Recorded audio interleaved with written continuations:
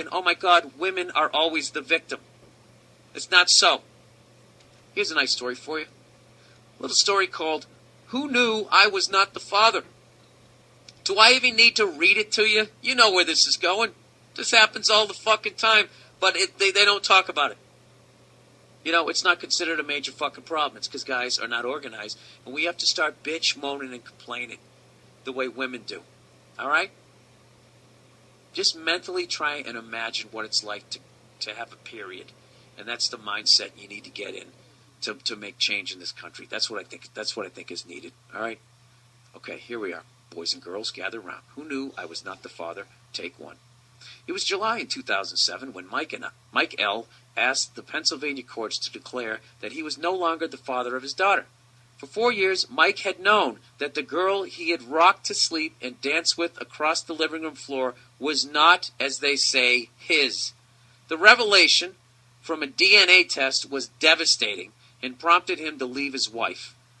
But he had not renounced their child, because he's a good shit, because he realizes that the kid, you know, it's not the kid's fault that her mom is a whore. You know? This guy's a stand-up guy. But he had not renounced their child. He continued to feel that in all the ways that mattered, she was still his daughter, and he faithfully paid her child support. I mean, this guy is a saint. If there's a God, this guy is going straight into heaven. Okay? He could have been bitter. He could have walked away. He didn't. Stood in. Right? So it was only when he learned that his ex-wife was about to marry the man who she said actually was the girl's biological father that Mike flipped. Supporting another man's child suddenly became unbearable. Can you believe this woman? Why don't they show that? Why don't they're showing all these stories of guys beating women. What about a woman? Why don't they show when women do shit like this?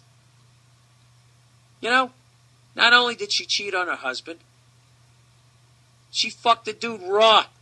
Not only did she fuck the dude raw, she let him bust it in him. Not only did she have a fucking kid with him, she didn't say shit to her husband. So then this fucking guy, he has to find out. He's sitting there, you know, looking how he looks, and his kid doesn't look anything like him. And she doesn't say shit, so one day goes to Walgreens, gets a little DNA test, does a little swabby swab of her and then him. Sends it off to You Gotta Be Shit Me Labs in fucking Colorado. Comes back, finds out it's not his kid. He's absolutely fucking devastated. His goddamn marriage is over, and he's still a stand-up guy. So now this fucking whore goes back with the guy that actually knocked her up. Now they're living together. Okay?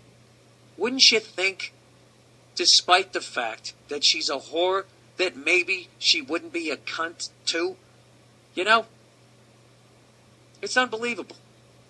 Why not at that point just have the fucking real dad pay? And if for some reason the courts are making this guy go through the motions of writing the check, just take the check, cash it, and give it back to the guy. Why can't you do that? You know why? Because they can never have enough. Do you know how guys can never have enough pussy? Women can never have enough stuff. You ever notice that? Even if they have a one-night stand, they still got to get a t-shirt. You know? They always got to get something. I don't know if I've said that before in this podcast, but it's fucking true. They always got to have stuff.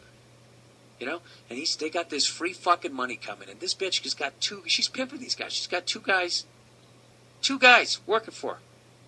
Goddamn genius. Also a cunt, but she's a genius of a cunt.